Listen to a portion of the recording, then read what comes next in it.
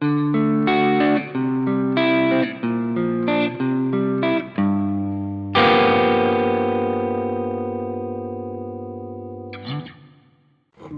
días, buenas tardes, buenas noches, donde sea que nos estén escuchando, desde la China, desde Italia, desde Ecuador, donde sea. Bienvenidos a este podcast de los Javi. Hoy el Colorado decidió desertar, es un bolchevique traidor, no mentira, pero está con asuntos de la casa, algo así dijo, así que Rich y yo nos vamos a encargar del episodio de esta semana, que es un tema un tanto polémico. A mí me prometieron que este tema iban a traer polémica, así que si no me traen polémica, no saco el episodio. Pero la salud debería ser gratuita. Bueno, en teoría la salud pública, al menos acá, ya es en teoría gratuita, así que creo que nuestros invitados nos van a explicar un poco más cómo funciona, especialmente en dos áreas de la salud en las que por lo general suele ser un poquito más privatizada que las demás, como la odontología y la fisio, o- ah, la medicina deportiva, diría yo, más que nada. Pero bueno, hay dos invitados que ya le conozco porque ya ha estado antes, sobre todo en el live, que es el Life Figol y el Nico Fer, que estuvieron. El Life Figol estuvo en nuestro primer live y el Nico estuvo en nuestro live de la Superliga Europea, defendiendo al Madrid, como todo capitalista. Y el otro invitado que tenemos para esta semana es otro de nuestros amigos, José Antonio Rosales, que es un médico rural, graduado en la Internacional, ha estado en muchas clínicas, así que como nuestros dos primeros invitados ya se han presentado antes, va a ser que José Antonio se presente primero con nuestra audiencia. Bueno, gracias por la invitación. Mi nombre es José Rosales, soy médico general, graduado de la Universidad Internacional del Ecuador hace aproximadamente unos 7 meses, 8 meses. Ahorita me encuentro haciendo mi medicatura rural en el Centro de Salud de Imantag, provincia de Limbabura, al norte del país. Entonces, gracias por la invitación, amigo. Aquí vamos a meter la polémica, la cizaña y lo controversial. Este es un episodio full farandulero. Así Estamos veo. necesitando más likes, más gente que esté pilas con el contenido, así que les traemos lo que nos piden. Pura controversia. Me parece. Y antes de empezar, quería saber cómo está en Babura, porque en Inti Raymi, o sea, ha habido mucha aglomeración, así que esperan repunte de contagio de allá o no. Pucha, en 2 semanas vamos a estar inundados de casos de COVID y lo más triste es que no tenemos ni con qué tratar. A veces ya ni siquiera hay paracetamol para los síntomas, entonces muchas veces ya no hay cómo ni ayudar a la gente. No hay cómo hacer mucho y no se diga la atención en hospitales donde se necesita algo más. ¿Y qué tal está la situación en tu comunidad?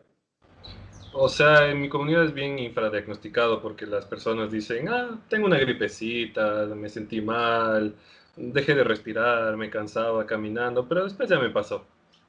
Y después todos alrededor estaban hechos pedazos, pero ya pues así es la realidad del país. Pero bueno, vamos a hacer entonces con la primera pregunta que va respondiendo, no sé quién quiere empezar, pero la salud pública debería ser gratuita en el contexto de nosotros, de ahí podemos tal vez ir a otros países, pero ustedes que, bueno, al menos Nico y José Antonio han estado, o sea, dentro de toda la red, tanto privada y pública del Ecuador, ¿qué nos pueden explicar de si la salud de verdad debería ser gratuita, ¿no? O sea, a ver, empecemos explicando los tipos de salud o de servicios de la salud que uno puede tener aquí en el país. Tienes 5 principales, que es la salud privada, la salud pública, la salud a través del IES, la salud de ISPOL, perdón, e ISFA, que son los seguros de los policías y los seguros de los militares. Entonces, claro, la gran mayoría de la salud se concentra tanto en el IES como en la parte pública, que son las que más aglomeración tienen, más demanda tienen, son las que más representan en el país, ¿no? Son los hospitales, o sea, tú vas a un hospital, a ciudades que no sea Quito o Guayaquil o Cuenca, y todos los hospitales que tú encuentras son o IES o MSP, ¿no? Entonces, son los servicios que más se utilizan en el país, estos dos. Tú te refieres más a la salud pública que debe ser gratuita. Yo pienso que no debería ser gratuita, al menos en nuestro contexto, porque porque no tenemos ni siquiera los recursos para hacerlo. Digo, porque si lo comparas con países nórdicos o Canadá, en donde igual tienes la salud gratis, tienes una tasa de impuestos y todo que paga la gente que es altísima, que aquí no es la realidad. Y eso es necesario para renovar todos los insumos de los hospitales, los medicamentos. Es una cosa que siempre tiene que estarse renovando y actualizando. Y en un contexto como el nuestro, en el que sea gratis y completamente subsidiado por el gobierno, es una realidad en la que no va a llegar a eso. Va a estar con equipos obsoletos, falta de medicamentos, un montón de fallas que te van a retroceder en el avance de la medicina. Puedes que tengas los mejores profesionales en el área, pero si no tienes los insumos actualizados y un stock permanente de medicinas de buena calidad, y eso no vas a llegar a ningún lado. No sé qué piensa José Antonio de esto, pero yo pongo en comparación también que hubo una época en la que la medicina era completamente gratis aquí en el gobierno de Correa. La gente se acercaba al centro de salud y pedía la medicina y no le costaba nada. Y eso solo hacía que la gente desperdicie los fármacos. Pedía medicinas por cualquier cosa, faltaban medicamentos, no se apreciaba un poco o no se entendía la importancia del tema. Ahora que ya tiene un valor mínimo, pero aunque sea tiene un valor, esta cosa ha cambiado. O sea, se nota una mayor apreciación de los fármacos, de los insumos y un mayor control en ese aspecto. Alfonso.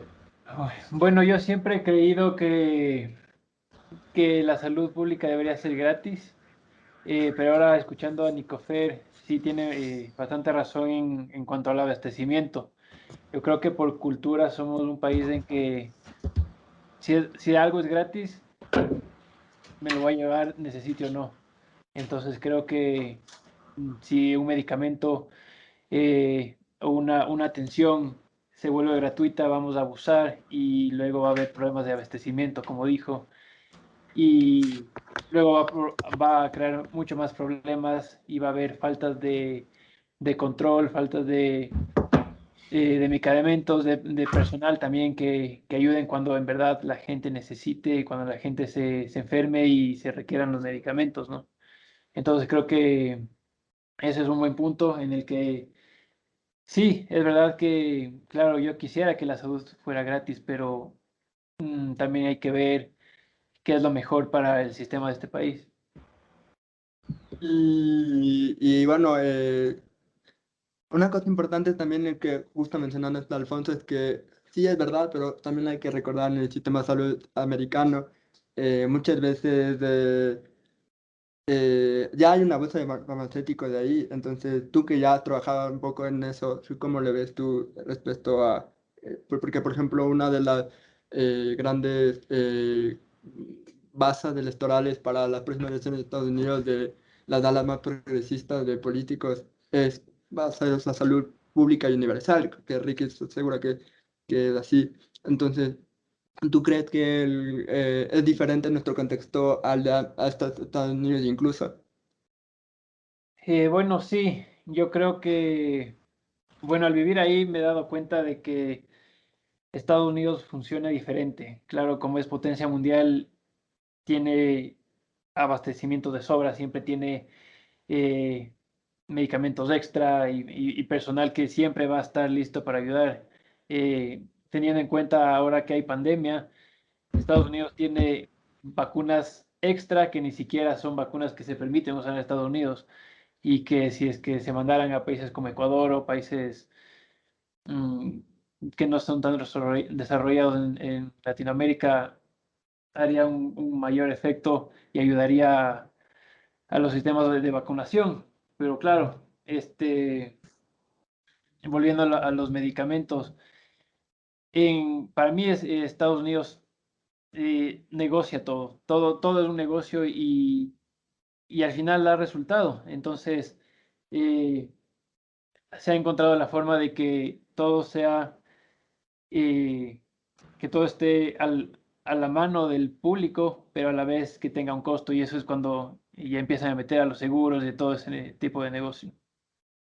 Hablando un poco de la diferencia entre los dos sistemas, la medicina, si bien es un tema totalmente diferente en cada país, eh, todos al final del día tienen esta pregunta, ¿no? De cuánto tiene que ser proveído por el gobierno, de manera que al final del día, o sea, decimos obviamente gratis, pero tiene aún un costo de cierta forma, ¿no? Y de ahí también qué tanto se debe dejar como que a un sistema más, digamos, de mercado libre, lo que sea, donde prácticamente la medicina se cubriría a través de un seguro privado en todos los casos, o si es que eres desafortunado y no tienes seguro, te toca pagar de bolsillo.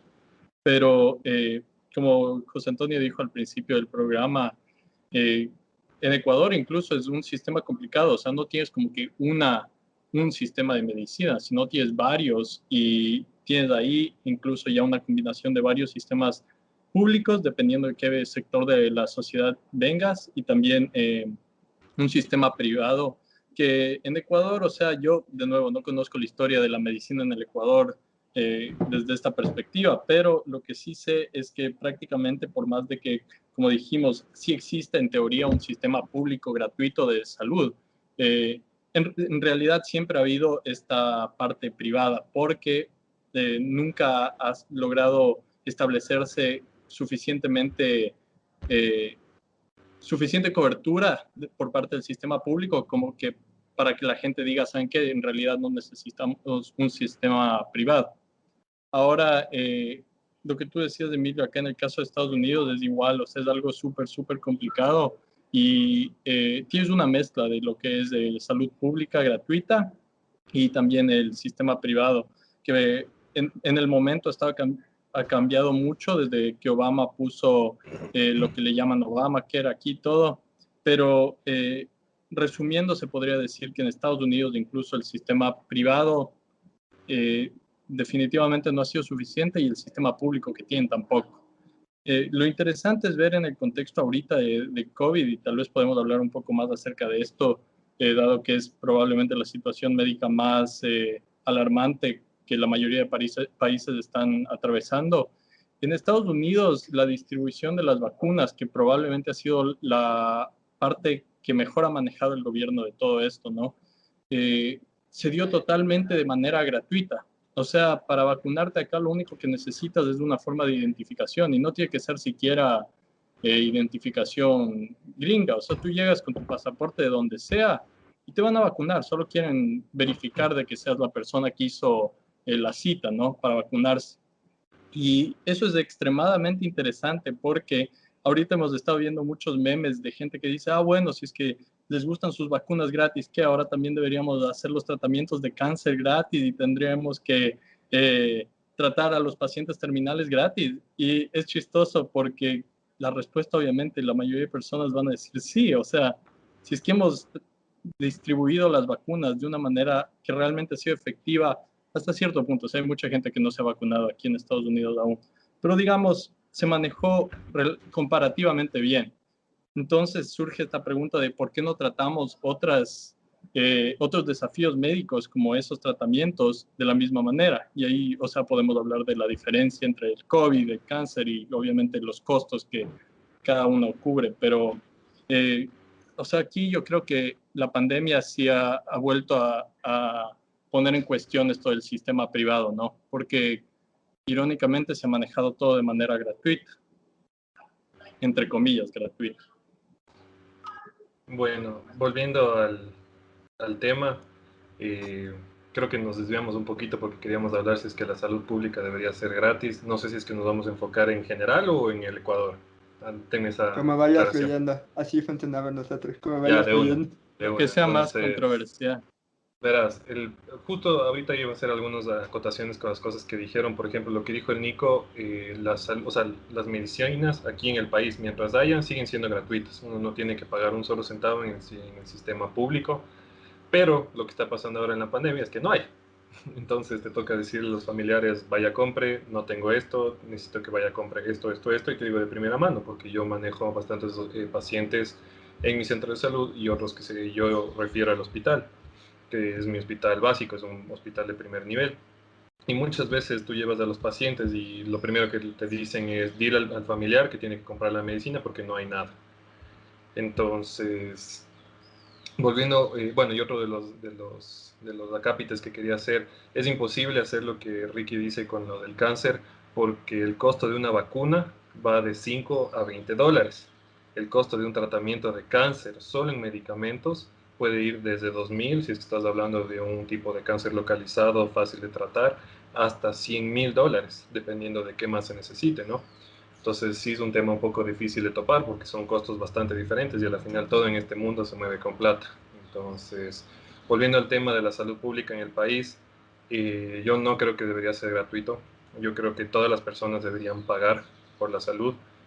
Obviamente montos que sean asequibles para cada uno. No es lo mismo que uno de nuestros familiares pague, no sé, me invento, 1.000 dólares por una terapia, a que una persona que trabaja del campo pague 1.000 dólares, ¿no?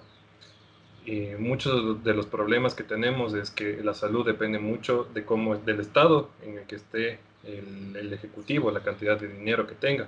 Entonces, sí, lo que dice Nico es cierto. Hace unos años en el IES y en el ministerio tenías medicamentos que sobraban y por eso hay noticias que uno escucha que encuentran bodegas del IES con medicamentos caducados, que encuentran cosas que ya no se gastaron, ¿no?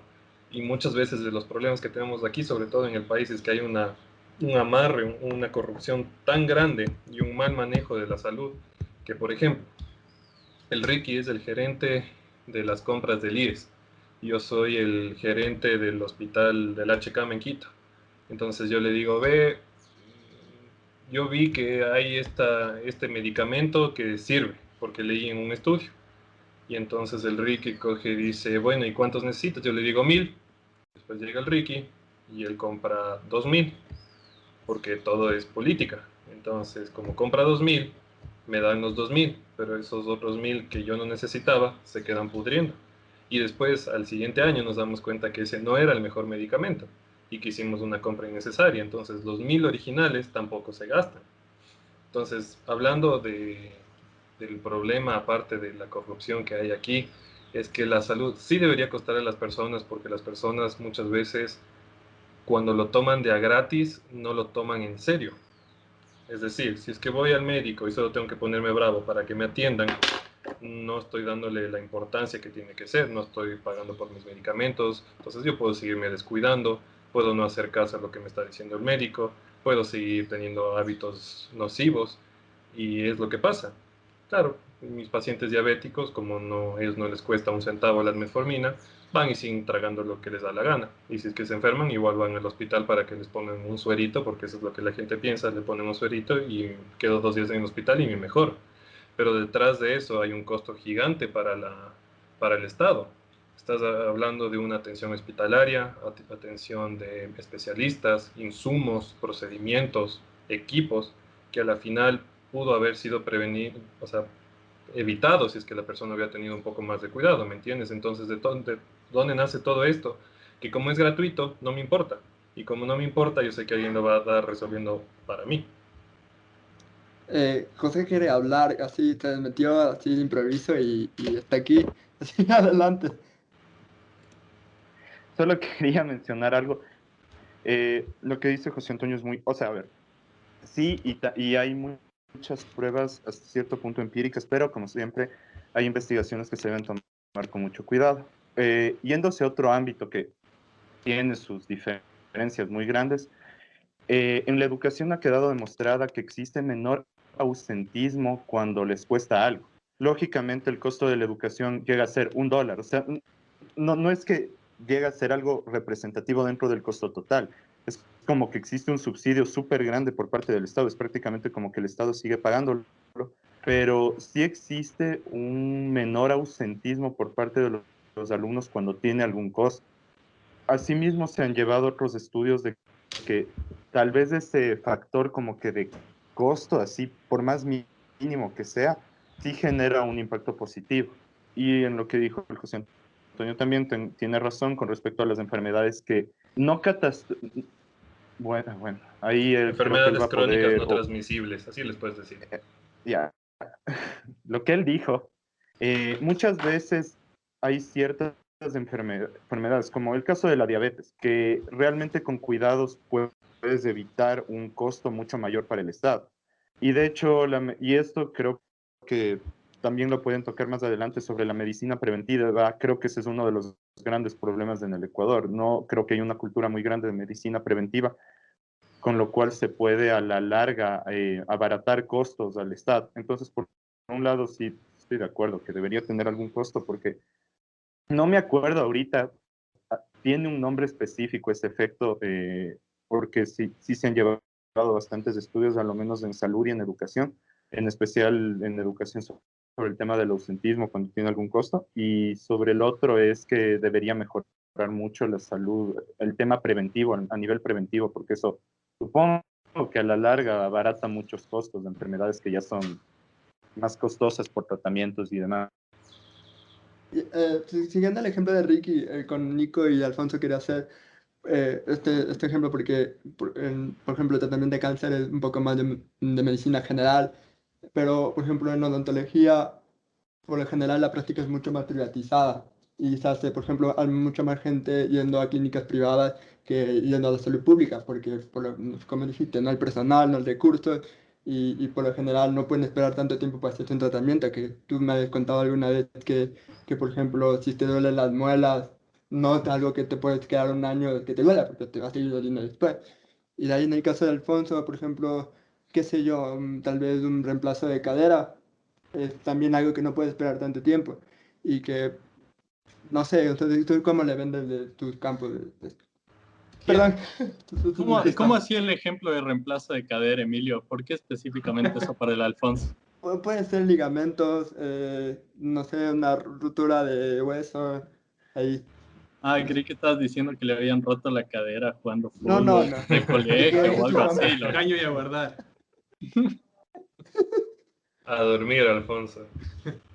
Verás, en el área de la odontología, al menos en Ecuador, tienes en el sector público todos los servicios que quieras. Puedes tratarte desde una restauración hasta cosas más complejas como una extracción, cirugía maxilofacial. Tienes todas las áreas, en verdad. Pero ahí el tema va en la calidad. Y la calidad del trabajo no se compara a un sector privado. ¿Por qué? Porque los recursos del Estado no están tan enfocados en esa área en el sentido de calidad de materiales, en el calidad de profesionales. Tienes buenos profesionales, pero no tienes la cantidad necesaria para la demanda que hay, porque no se da tanta importancia a esa área, es lo que yo creo. Y eso, como ya les dije, va relacionado completamente al presupuesto del país. Si es que tienes una población que paga una tasa de impuestos como la que nosotros pagamos, y que en verdad es baja comparada a otros países, no vas a tener la plata para, para mejorar el sector de salud como lo requiere o como lo exige la población. Entonces, por eso yo creo que la gente prefiere el sector privado en esta área, por eso, básicamente por calidad y por tiempo, porque como no tiene la cantidad de profesionales necesarios, por ejemplo, necesitas hacerte una endodoncia, se te está muriendo el nervio, es un dolor insoportable que necesitas tratarte ese rato y vas a sacar una cita y te dicen venga en un mes, venga en 2 semanas. En 2 semanas ya te jalaste todo el dolor, se te murió el diente y ya, pero es una emergencia que te tienen que tratar ese rato. Entonces, lo más fácil es irte a un privado que te trate ese rato y te solucione el problema de la mejor manera. Entonces, yo creo que va por ahí en el área de odontología. Ay, que el Alfonso también especifique bien qué hace, porque no tengo todo claro, que por eso dije reemplazo de cadera en realidad. Sí, Emilio es hace un Bueno, traumatólogo, vamos. Sí, sí, claro. yo soy fisioterapia deportivo. Entonces, aquí hablando de, bueno, un poco de traumatología y fisioterapia, creo que va un poco de la mano, porque si bien en mi área puedes tener una lesión o una condición que sea de algo de lo más simple o sencillo como es una que un hueso se te rompa, o algo mucho más complejo que sea un reemplazo de cadera, eh, o algo más avanzado. Yo creo que en este campo es un poco más complejo porque no solo es la operación de reparar la parte del cuerpo que se rompió o que se desgarró en sí, pero también va de la mano que la persona va a necesitar fisioterapia para recuperar movilidad, fuerza, eh, todo eso. Entonces, si hablamos de una salud gratis, no solo tenemos que considerar en ayudémosle a esta persona a que tenga una operación gratis, pero ¿qué pasa después de la operación? Porque esa persona no va a poder caminar, esa persona no va a poder correr, no va a poder hacer su vida normal si no tiene un proceso de reintegración paso a paso a su vida normal, y eso es la rehabilitación. Yo he visto casos en los que, por ejemplo, los seguros te ayudan después de las operaciones, pero claro, te dan 2, 3 sesiones y de ahí, entonces de ahí ya te toca de tu propio bolsillo, porque las rehabilitaciones no es que duran una semana o dos, y sobre todo en lesiones más graves, puede tomar casi hasta años. Entonces, es un proceso largo y es un proceso en el que se debe encontrar una manera de, sí, ayudar a la persona, pero también encontrar un punto medio en cómo te ayudo para que todo sea más fácil, tanto la operación como la rehabilitación, porque al final hay eh, ciertas condiciones, ciertas lesiones que si bien pueden ser operables, también pueden ser tratadas de forma más conservadora. Y entonces ahí te puedes ahorrar un costo, pero también vas a necesitar rehabilitación, sea operado o no. En cuanto a la salud pública, sí tienen que saber que sí hay acceso a la fisioterapia, como dice Nico, sí hay acceso a la odontología, sí hay acceso a la medicina, sí hay acceso a la gran mayoría de especialidades. El problema, como dijo Nico, es que muchas veces no se ve por la calidad del servicio primero, sino por la cantidad. Está tan mal llevado el sector público en la actualidad que, por ejemplo, tú en cada año de médicos que se gradúan, puedo hablar de médicos porque es mi área, en médicos nosotros graduamos por población, o sea, por cada 100.000 habitantes graduamos más médicos que incluso en Estados Unidos, pero tenemos una deficiencia de médicos. ¿Y por qué es eso? Porque está muy mal llevado a la salud pública. Los médicos, primero, son mal pagados. Segundo, las oportunidades de posgrado son muy malas, son de mala calidad.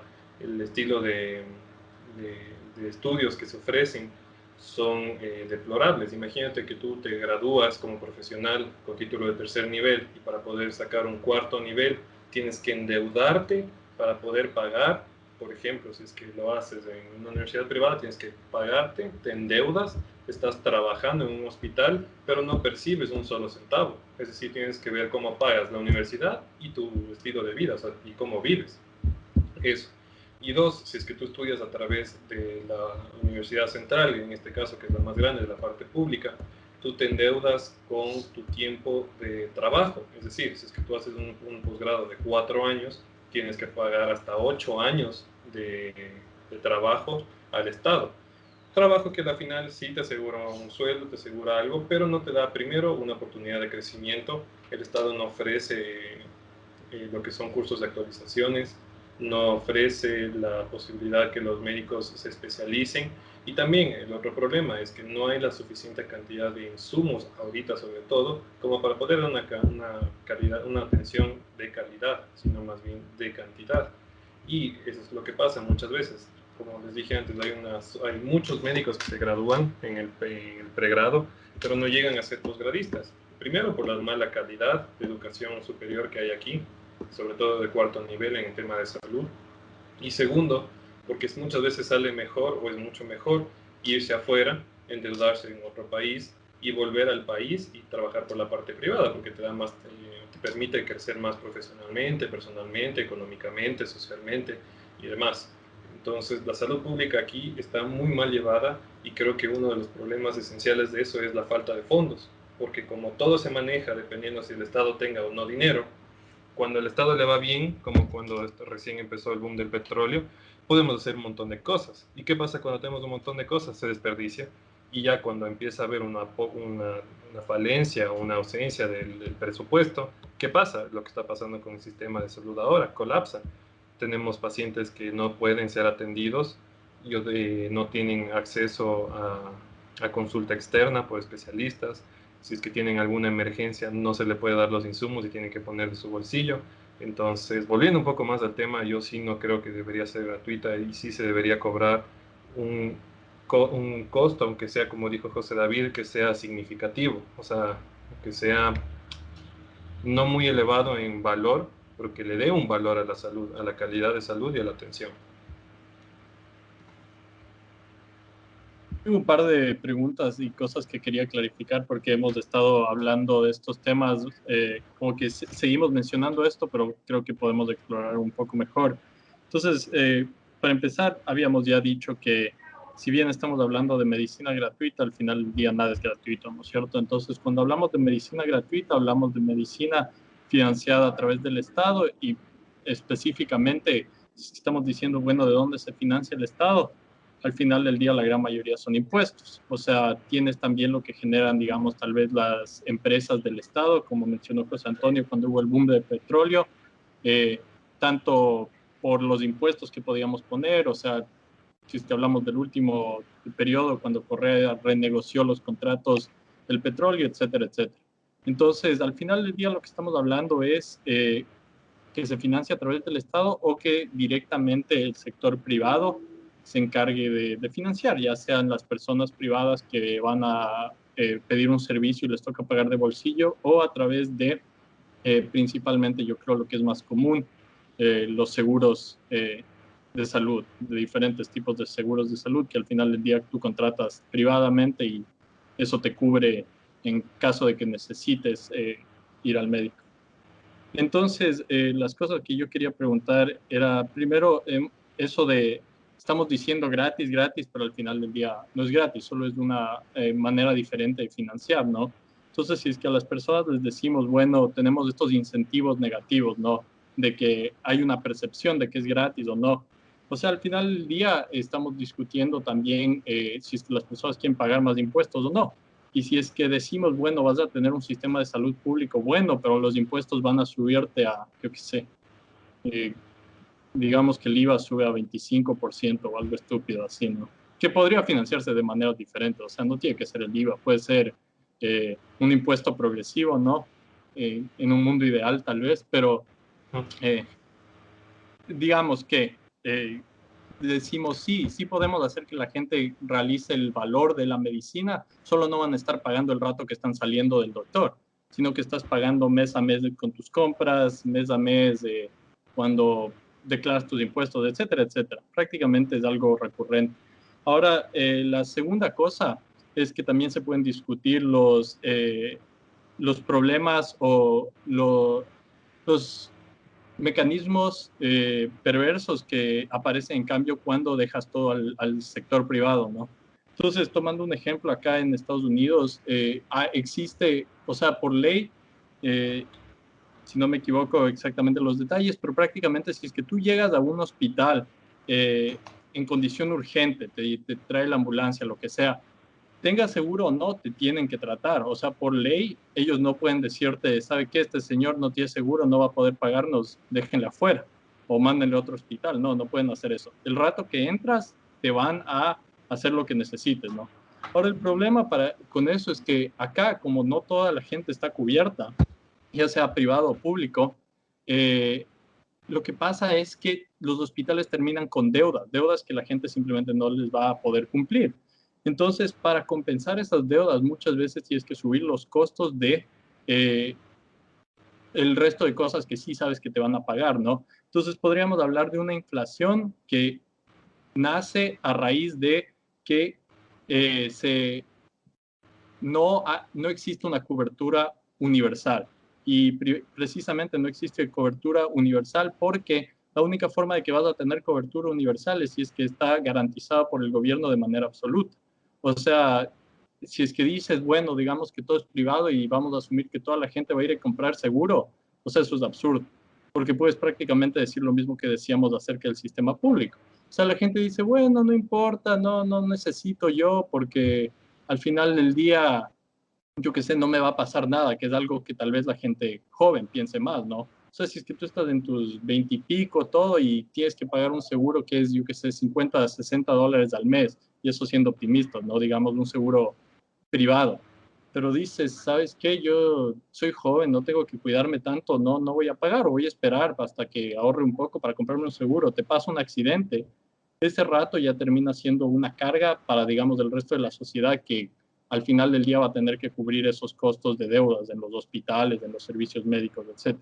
Entonces existen también mecanismos negativos porque precisamente por los costos exorbitantes de la medicina, muchos tratamientos, todo, al final del día hay un argumento que dice la mejor manera de reducir costos en el ámbito de la medicina, todo, sería tener a todo el mundo cubierto, ¿no? Que todos estén pagando a un seguro para que así logres distribuir de manera más eficiente y efectiva los costos de la medicina a nivel social. Y obviamente eso en pocas es decir que la medicina esté totalmente cubierta y garantizada a través del Estado. Entonces esas son las dos cosas que quería tal vez discutir un poco más, tratar un poco más. Primero, lo que decíamos gratis, o sea, no es gratis, es los impuestos. Y como decía el Nico, en Ecuador no se pagan los impuestos que se debería pagar para tener una medicina pública de calidad. Entonces, ¿qué? ¿Deberíamos renunciar a eso? ¿Deberíamos decir, bueno, entonces hagamos que los impuestos lleguen a ese nivel? Y se podría discutir un plan de impuestos. Y de ahí la otra cosa es, ¿cuáles son los mecanismos perversos que pueden aparecer con un sector privado, como el que mencioné ahorita, que es eso de, bueno, no todo el mundo está cubierto, pero al final del día esos costos sí se tienen que cubrir. Y simplemente eso puede resultar, como hemos visto acá en Estados Unidos, en algunos casos, en inflación de los costos de la medicina. No porque están inflados artificialmente por el Estado ni nada, sino simplemente porque para poder cubrir los hospitales su funcionamiento tienen que tomar en cuenta la gente que va a llegar a atenderse sin tener un seguro médico o cómo pagar de bolsillo. Verás, Yo lo primero que quiero mencionar es que hay un tema, perdón por interrumpirle, a alguien le Dale, dale. interrumpí, perdón. No, era el tema de los impuestos y supongo que ahí está la percepción que nosotros tenemos del servicio, de los servicios públicos y de los impuestos per se, y es eso, o sea, es del hecho de que realmente tú sigues pagando las cosas, no es que la salud aquí es gratuita, nunca va a ser gratuita. Entonces, pero el problema es que la gente sí lo cree así y cree que el hecho de que sea público es un sinónimo de gratuidad. Entonces, como que ahí entra tal vez un tema de percepción, pero eso ya, o sea, realmente es algo curioso porque sucede a todo nivel, a todo nivel en Ecuador principalmente, y no sé, creo que eso... no, creo que con el tiempo probablemente ese tipo de nociones con respecto a lo que son los impuestos y a los servicios públicos sí va a cambiar, pero siempre, a lo menos en Ecuador, va a existir una tendencia a que se prefiere el tema privado. Y eso es algo que hay que tomar en cuenta. O sea, cómo culturalmente tú tienes las percepciones de los impuestos, del tema privado. Y acá siempre va a existir esa percepción un poco más de que es mejor lo privado. Entonces, no sé, creo que es por ese lado un poco complejo. verás, yo creo que esta percepción de que siempre se va a preferir lo privado va por todos los gobiernos y todos los que nos han liderado en estos años que nos dejan cero confianza a ellos. Entonces es como darles la plata a ellos para que ellos nos vayan a dar lo mejor. Y no ha pasado. Y en Latinoamérica creo que generalmente no ha pasado. Entonces yo creo que esto va más a un tema de quién es el que paga al final la factura. Si es que le vas a dar la plata al gobierno para que ellos decidan qué te quieren pagar o que tú tengas la decisión de decidir qué quieres pagar. Estaba viendo una comparación y pagar un seguro privado aquí te saldría más o menos igual que si subieran los impuestos para dar una mejor calidad de salud, digamos. Entonces la cosa va más en quién quieres que tome la decisión. Entonces, sí cacho el punto que dice Ricky y tiene razón, que una de las únicas maneras de hacer que todo el mundo tenga un acceso a la salud y que pueda pagarlo y que esté como respaldado es que el gobierno lo dé para todos y que simplemente ya siempre lo tengas. Pero eso quiere decir que tiene que ser un gobierno que te garantice esas cosas, que puedas confiar en ellos y que en verdad te dé algo de calidad. Porque aquí la gente tiene la percepción de que te suben los impuestos, pagas un montón de impuestos y vas a seguir recibiendo lo mismo o peor de lo que recibes ahorita. Entonces, ¿para qué voy a confiar en esto? ¿Para qué voy a pagar más? Si al final puedo decidir yo a dónde me voy y termino pagando lo mismo o parecido que pagando más impuestos, digamos. No sé qué piensan ustedes de esto. Es verdad.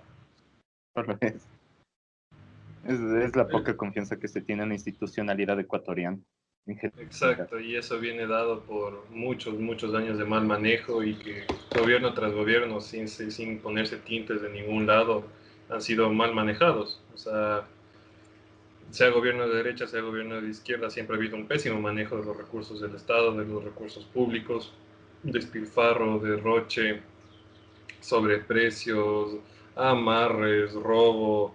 Entonces, ese es el problema. En cambio, cuando tú estás hablando de la parte privada, tú entiendes que como hay alguien que sí le interesa que las cosas salgan bien, no digo que sea perfecto, igual hay compañías que pasa lo mismo exactamente y son compañías que al final van a la quiebra. La diferencia es que el gobierno no puede irse a la quiebra.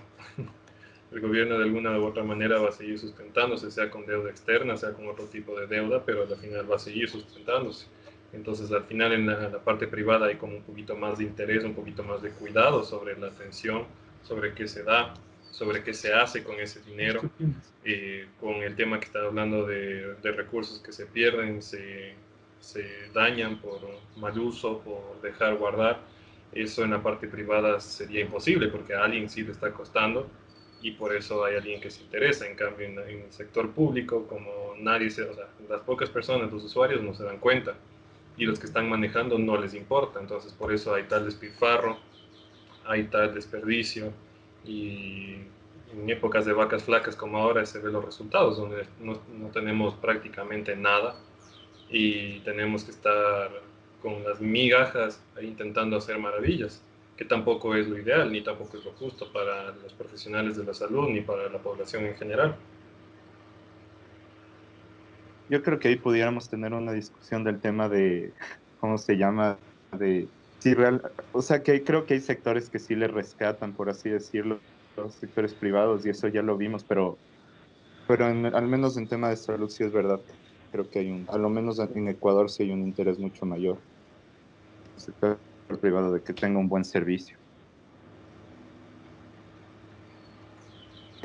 Yo opino que, más bien, o sea, para ir cerrando este episodio, o sea, ponerme a mí como ejemplo, y creo que también si queremos hablar de la salud también en términos un poco más generales, que, o sea, hablando, por ejemplo, del seguro privado, que sí, digamos, esa confianza de que es un poco más perfecto y de mejor calidad, pero por ejemplo, en mi caso, por ejemplo, si es que yo optaría a un seguro privado, yo por ejemplo necesito una cirugía para poder escuchar mejor. Ningún seguro privado, casi ninguno, cubre una operación así al en Ecuador. Tengo entendido que hay otros países que este tipo de operación sí, sí cubre. Entonces, yo creo que, personalmente creo que es... eh, hay fallas de ambos lados, tanto del privado como que el público. O sea, el privado sí te va a dar cierta calidad, pero también hay muchas veces en las que se hacen los locos, como decía Alfonso, que te cubre la operación y máximo 3 sesiones de terapia, pero pues, la rehabilitación no funciona así, porque pudiera ser 2 meses, pudiera ser un año. Entonces, yo quisiera preguntarle a ustedes si creen que así dentro de todo el ecosistema del sistema de salud, que si los grandes villanos en esta, o parte de los villanos serían también los seguros, especialmente los privados, que ellos un poco tienen una forma muy arbitraria de darte una cobertura, por ejemplo, que dicen, si tienes una enfermedad preexistente no te puedo cubrir, y eso de cierta manera puede parecer full injusto, porque muchas veces las personas que tienen una enfermedad preexistente son los que más buscan un seguro de salud porque son los que van a ser más vulnerables de este tipo de problemas. Entonces, ¿no creen que también los seguros son parte de que muchas veces la medicina sea percibida como un negocio, por ejemplo? Es que el problema, Emilio, con estas cosas que tú mencionas ahorita es precisamente que la medicina y lo que se ha convertido en el mercado, digámoslo así, el mercado de la medicina, eh, es un mercado que desde el punto de vista del uso, ¿no? Lo que debe ser la medicina, ¿no? ¿Qué es la medicina? Es el tratado, el cuidado del físico de las personas, o sea, del cuidado del ser humano, ¿no? Cuando tú pones eso en el contexto de un mercado, o sea, tomando desde la teoría económica, digamos, más baja, ¿no? Oferta y demanda. La ley de oferta y demanda te dice, quiera que no, que vas a llegar a un punto de equilibrio donde todos los que quieren pagar ese precio van a pagar y todos los que quieren vender ese precio van a vender. Pero eso no te dice que todos los que quieren recibir ese servicio bien lo van a tener. Igual que no te dice que todos los que quieren vender ese servicio bien lo van a hacer. Simplemente porque desde el punto de vista de costo, de ganancia, etcétera, etcétera, va a haber gente que se queda fuera de ese mercado. Ahora, eso está bien si es que estamos hablando tal vez de camisetas, zapatos, cualquier otra pendejada, ¿no? Celulares. Bueno, celulares ya es diferente, pero digamos, cualquier cosa. Ahora, cuando estás hablando de la medicina, ¿qué pasa cuando son las personas como tú dices, ¿no? Alguien que tiene una condición, que llega a un seguro y les dice necesito coberturas, esta es una condición crónica, lo que sea, yo necesito acceso a la medicina. Un seguro ve eso y lo que ve es un costo gigante. O sea, lo que ven es algo que no entre en su modelo de negocios, porque así funciona el mercado, obviamente. O sea, tú tienes que cortar costos. Y eso es simplemente, como digo de nuevo, y no digo que esa teoría económica sea tan simple y que quede bien ahí nomás, pero precisamente porque hay aún más complicaciones que esas, es que este mercado, entre comillas, mercado, o sea, ¿cómo vas a dejar la medicina a que sea un mercado? Y ese también es un problema. O sea, nosotros hemos llegado a ver esencialmente todos los aspectos de la vida, de la sociedad, como una posibilidad para que exista un mercado. Cuando en realidad, si te pones a pensar por un momento, solo por un segundo, de manera racional, ¿no? Tratando de comprender lo que es un mercado y qué va a suceder cuando haces eso, te das cuenta que es algo absolutamente irracional decir, sí, quedaría bien usarlo totalmente como un mercado. Ahora eso no significa que tenemos que ir todo al sector público y darle todo el dinero al gobierno porque les confiamos de que es la solución y es lo único. No, tampoco, porque obviamente siendo realistas, lo que hemos visto hoy es que el problema en gran parte es un fracaso del gobierno, una y otra vez del gobierno, y en este caso estamos hablando específicamente del Ecuador, a manos de corrupción, a manos de simplemente abuso del personal médico, etcétera, etcétera. Hay una lista interminable de problemas, ¿no? Pero sin darte cuenta de, bueno, ¿y qué pasaría o qué sería la alternativa si es que decimos esto es un mercado? O sea, es absurdo también dejar de lado eso. Nico iba a decir algo, así que iba a decir algo antes de que Rick interrumpiera.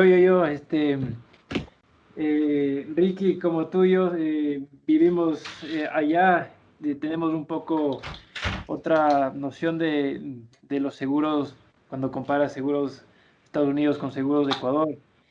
Y una cosa que veo allá, y capaz es aquí, pero no estoy muy seguro, es, claro, cuando tú vas por un seguro y te dicen el rango de tarifas, si tienes una condición preexistente, claro, tus tarifas van a subir un poco, pero ¿qué pasa cuando no tienes y la condición viene después? Digamos, en un accidente o eh, te pasa algo. Entonces, yo lo que he visto, porque claro, en mi carrera manejo un poco de los seguros de los atletas de los que veo, es que las tarifas suben después de las condiciones. Entonces, a mí me parece un poco injusto. Por ejemplo, si es que tú tú eres una persona sana, entonces digamos que tu tarifa es la básica, luego tienes un accidente y tu seguro te dice, bueno, ¿sabe qué? Como ahora ya es más posible que usted necesite de operaciones, de tratamientos, su tarifa va a subir. Ya no va a ser la básica, va a ser la de la mitad y usted va a tener que pagar un poco más. Eso yo creo que eso yo lo veo un poco injusto, no sé, ¿qué piensas tú? O sea, es que al final es un negocio, ¿no? Yo tampoco creo que se debería hacer un negocio tan abrupto así en la salud, pero al final es un negocio que vive de eso. Entonces, si es que no tendrías de eso, simplemente los seguros desaparecerían porque no podrían seguir funcionando. Ellos funcionan en base a eso, en cobrarte por un montón de tiempo y cubrirte en un caso excepcional que te pase algo. Pero si cubrirías a todos todo el tiempo, todo lo que pasa, quebraría el seguro, casi seguro. O sea, pero lamentablemente una cosa que no podemos negar es que la salud, el costo de la salud, no solo va en la atención, que si es que fuera tal vez es el tema, solo la atención de la salud podría ser un poco más manejable. Hay que recordar que todo el manejo de la salud tiene costos, costos operativos, costos de insumos, costos de preparación, costos de educación. Entonces, dejarlo así, que sea gratis, o que todo el mundo tenga acceso de cierta manera es contraproducente, porque de cierta manera sí debería costarle a las personas eh, poder tener su salud, sea por alguna preexistencia, sea por accidente, sea por lo que sea, sí debería tener un costo, porque al final todo esto en la parte de atrás tiene un gran costo económico que solo se refleja, o sea, no se refleja directamente el momento de recibir la atención, sino todas las cosas que vienen atrás, y es muy, muy difícil coger y solo sesgarlo a la atención de ese momento de la salud, ¿sí? Porque como todo en la vida, todo empieza también con procesos, los medicamentos, los equipos, es investigación, y la investigación requiere inversión, y la inversión es plata, es dinero, es tiempo, es esfuerzo, que al final merece ser reconocido para tanto los que sean farmacéuticos, los que sean biotecnólogos, médicos y demás. Respondiendo un poco a lo que tú decías, Nico, claro, sí, es un negocio, obviamente, y la cuestión de cómo decides cuánto va a costar un seguro es súper, súper complicado. Yo tengo un pana que trabaja en eso y el man o sea, es un crack de las matemáticas, ¿no? Y contratan 10 de esos para que estén viendo miles de contingencias que podrían suceder, o sea, usando modelos, bla, bla, bla, meten en una compu, hacen full cosas, ¿no? Pero para decirte es complicado, ¿no? Decir cómo vamos a decir que, bueno, si tú quieres cobertura con nuestro seguro por un mes te va a costar tanto, ¿no? O sea, es un problema, es bastante complicado. No es solo oferta y demanda, pero en principio, ¿no?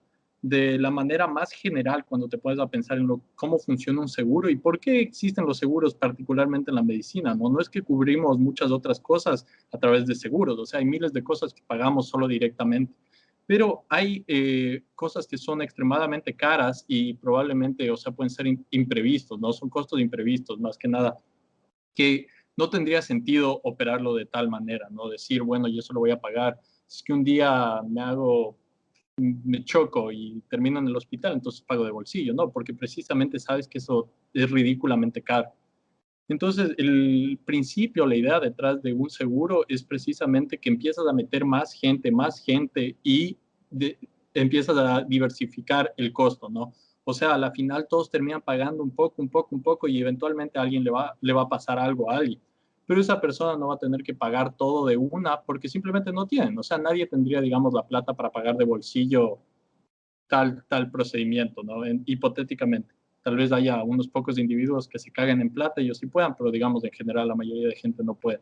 Entonces tú lo que haces es todo el mundo está pagando y cuando le sucede algo a alguien, no es que el sistema empieza a acumular deudas, empieza a colapsar por sistema de pago, sino es que tienes un pago de la sociedad en general o digamos de un grupo en general que está asegurado que cubre eso, ¿no?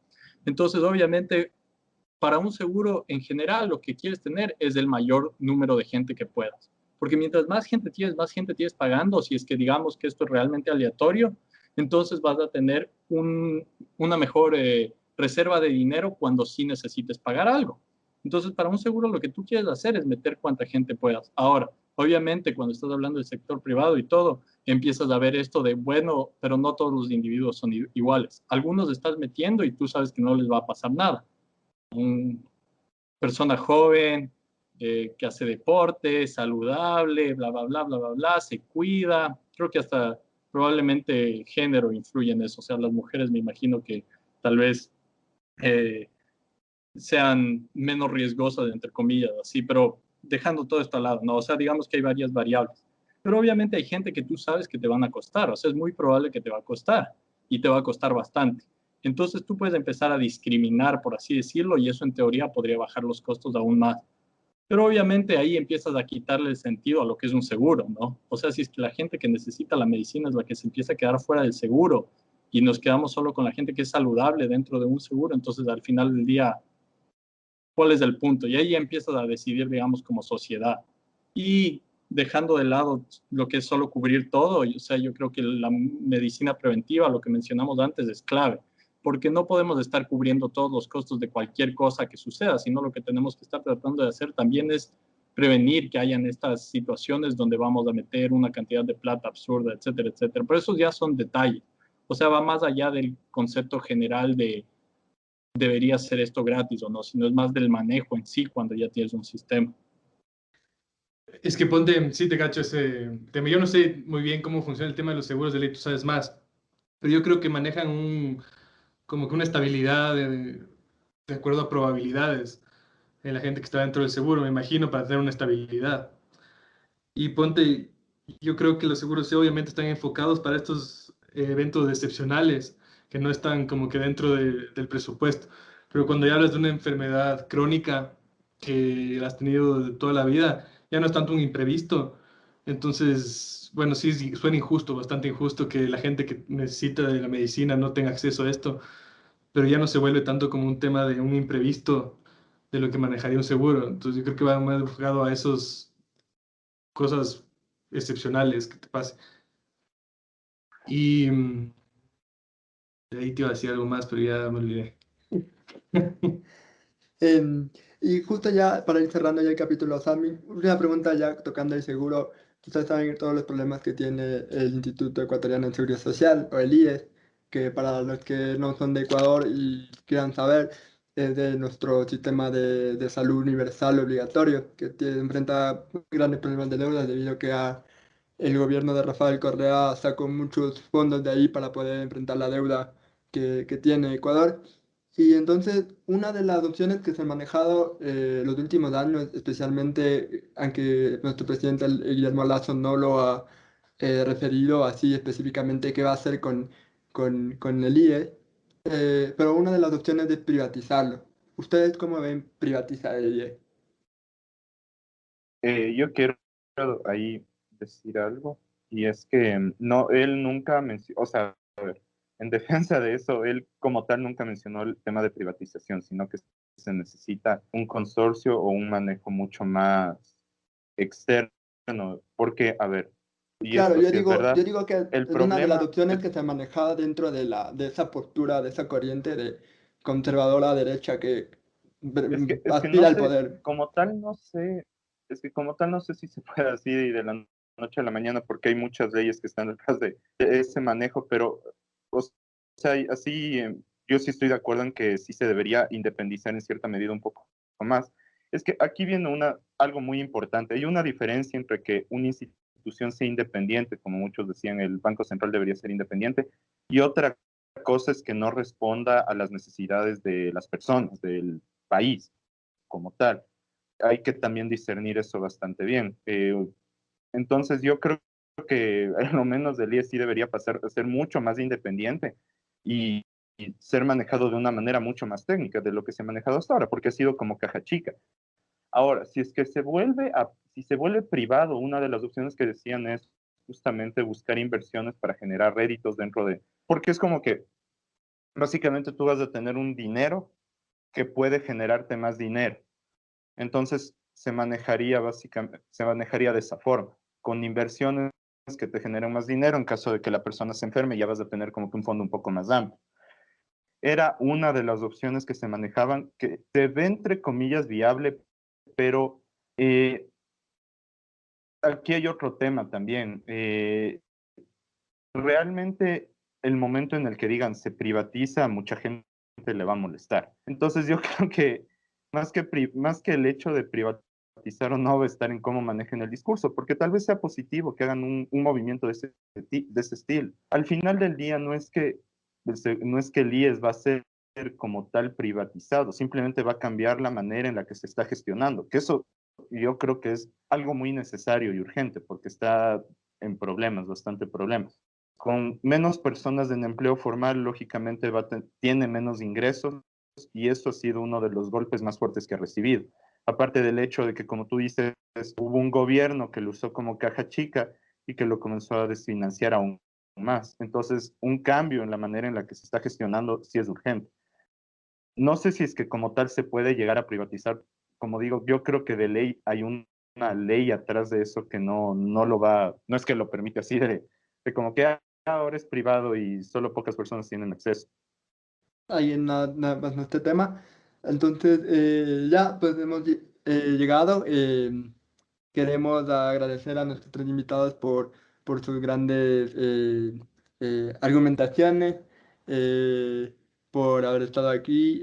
Ha sido muy interesante charlar con ustedes. Y nada, no sé si tienen algún mensaje final para nuestra audiencia antes de acabar. Si es que quieren decir que se vacunen porque hay full argentismo ahorita. No sé si que quieren putearle por algo, no sé, así que las últimas palabras, algo así. Vacúnense, Yo, compren seguro privado. El Ministerio del IES vale verga. Cuídense. Y por favor, vacúnense, que no quiero tratar más pacientes COVID, por favor.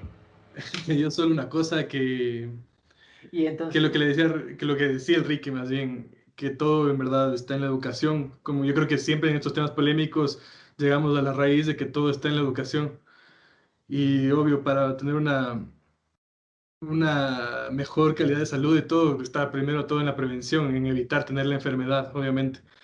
Entonces eso va completamente relacionado a la educación desde pequeños, enseñarles a los niños a cuidarse, a comer bien, a quererse y ya, Me estás diciendo simplemente que debería dejar de tomar Coca-Cola. urgente. Mañana ves. Alfonso, ¿algo que decir al final? muchas gracias, Pinzoncito, a usted y al resto de Bad Habits por la invitación. Espero verles pronto. Sí, ya les Buena vamos a labia, invitar mijo. de nuevo. Estuvo buena la discusión, así que ya les debemos de llamar para discutir. No sé cuál sea el próximo tema. Ya pues, Emilio, deja de hacerte el delicioso e invítanos. El libre consumo de las drogas, ese debería ser el siguiente tema a tratar. De una. Con este Provida aquí, Dios les bendiga, no De mentira. una metiendo cizaña, Qué bestia, aprovechando ¿no? cada Ya van a momento que empezar, y a tiene. mí Está ponen está mute. dejando listo el camino para la siguiente. Por eso lo está vendiendo así. Bien, Emilio, Ya bien. mismo mando otras Pilas. tasks. Y bueno, nosotros nos despedimos por ahora. Gracias a todos por estar acompañando. Gracias a nuestros invitados nuevamente. Y ya nos veremos la próxima semana, que ya estamos casi en julio.